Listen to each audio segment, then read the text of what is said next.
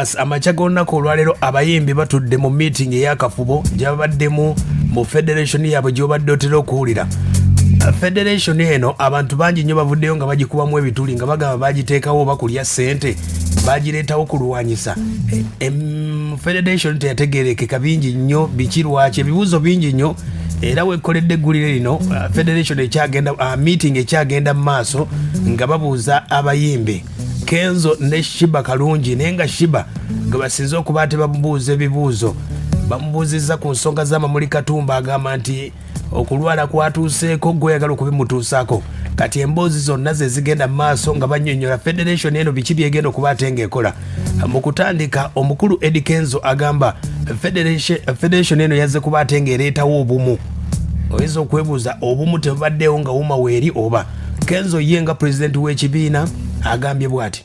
Ekibiina Ssemabiina ekitwala ba musician oba abantu bonna abasanyusa oba abakompoza aba songwriters plus never DJs but dancers on all the supportive team.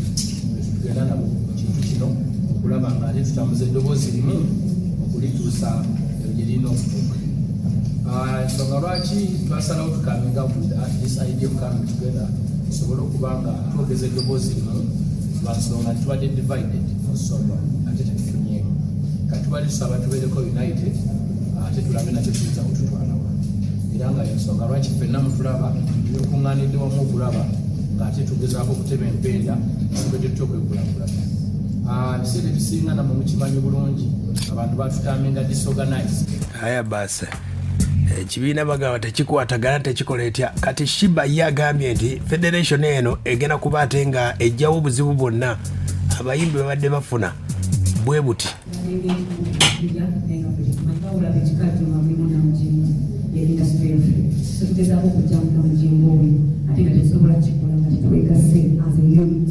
tugezezaako kubikola naye twalemererwa because buli omu nga president waffe wagambye atutamenga disorganize.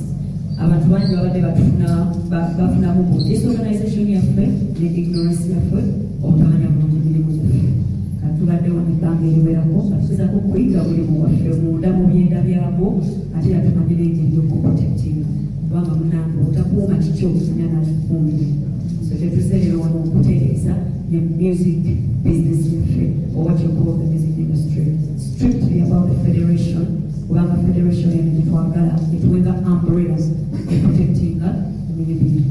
To me, I want to miss Ganya, the civil the art industry, every music. Then to my life, we say, so as a cheap, the dreams are solutions. Aya basi ye mukyalo gwe bayita Sheebah ye vice president w'ekibiina ekyo era ng'olunaku olwali basobodde okuba ate nga bagasseeko ku bayimbi ku kakiiko kano akapya. Ndabyeko nga bagasseeko kati president w'ekibiina ye Kenzo, vice president Sheebah era asinga okwogeza amaanyi. Second vice president ye Palaso akwasaganya ebyensimbi bamuyita Bebe Cool. Deputy vice president kuliko Spice Diana wa finance assistant Juliana Kanyomozi. David Utalo timu eyo bweri ku kakiiko akagenda okuba ate nga kakulembera. Omukulu Kenzo agamba nti akakiiko bongeddeko bano sooka obawulire abagenda okuba ate nga beegasseeko ku kakiiko kano. Tukyakola nyingi kubanga komite ekyabula abantu bangi naye tubadde tusasoka kwetereza then tukolabulate lumu naye engeri gyoli tokikonyeko twakolamu changes ne tukwata madamu Julia ne tumuteeka mu finance ali ku finance committee nga ekulirwa mwami Bebekulu kaakati era erimu David Lutalo eriko era n'essaaha ndendooza kulako but so far kakati ne tukwata Spice ono ne tumufuula nga yemuyimba wa Palaso. Kitegedde ke kakiiko aka kagenda okulembera abayimbi g'omuyimbi ali eyo yonna federation eyo bagamba federation erina okubeera n'abakiise okuva mu wuma. Nze nange federation n'association bino byambuzaabuza kubanga abasinga baali tebakkiriziganya na wuma naye bo bagamba ate federation bakkiriziganya nayo ate nga abayimbi bonna balina kusooka kuyita mu wuma. Abamu bagamba ffe tuli mu federation tetuli mu wuma. Omukulu David Utalo ow'akakiiko akali ku ssente. Amanya abantu David Utalo era nange wenayita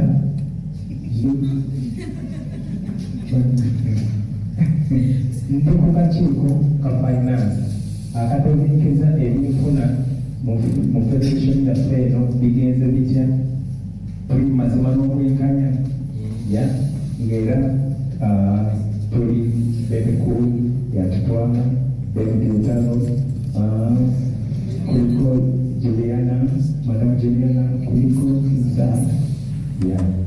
kakiiko ako David Utalo kagenda okukwatagana nako. Omukulu Moses Matovu wa Frigo Band ayogedde ku nsonga nga yeebuuza ensonga ya UPRS.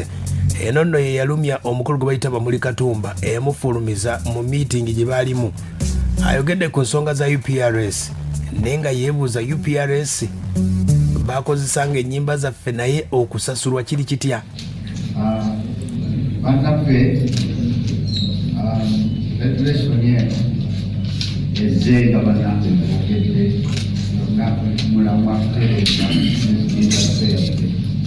Waaliwo entegeeragana eyakukibwako ensasula ya royalties n'abaana abakozesa music nambe broadcasters nga 16 omwezi ogw'omukaaga omwaka 2022 waliwo entegeeragana eyakukibwako ba stakeholders. Ebimu ku bibuuzo byababaddemu n'okuba ate nga bategeeza bonna bannamawulire. Kati omukyala gwe bayita Spice Diana agamba nti endongo bagikubye ne babadde tebafunamu. Bano abajja ne basoloozaamu music byebimu bye baagala okuba tebatandikirako balwane. Ono no Deputy Vice President yamyuka Palaso Spice Diana. Abasinga mu mawulire obuyimba bafuluma simu bamuzika. Olina akasente w'ebula buli mwezi bakusalako omusolo 2 oba omuyimbi yenna gw'oyagala nga b'omusapootinga n'ogamba kangula akayimba ka Spice. Tuli millions and millions of Ugandans. Era tukimanyi bulungi nnyo sekita ya music buli omu kwatambulira. Ekitongole kiyita buli wamu music waffe yatambula. Naye n'oggulu kukenkera ng'omuyimbi ng'oli mwavu. Okoze oluyimba otaddewo millions and millions of money n'opromoting oluyimba olwo ne lukwatayo kampani nejja n'eteekako omusolo 200. Yes, Spice Diana Palaso naye ayogedde ku nsonga y'emu bagamba nti bakola music waabwe naye tebamufunamu wadde n'akamu. Naye tugenza okwetegereza ng'emyaka egyo gyonna ngeri ensi yaffe gyezeezimbibwamu nga omuyimbi gafuna fair share ku content gwe tukola bannange tuteekamu obudde bungi tusacrificing ebiseera bingi twerekereza bingi tusula masitudiyo ffe mulaba nga tubakolera miziko ono abajjanjaba n'abayisa mu mbeera ennyingi. Miziko waffe yafuuka utility nti mukozesa amaka gammwe n'emayumba nga bwe mukozesa amazzi oba amasannyalaze. So naffe just twagala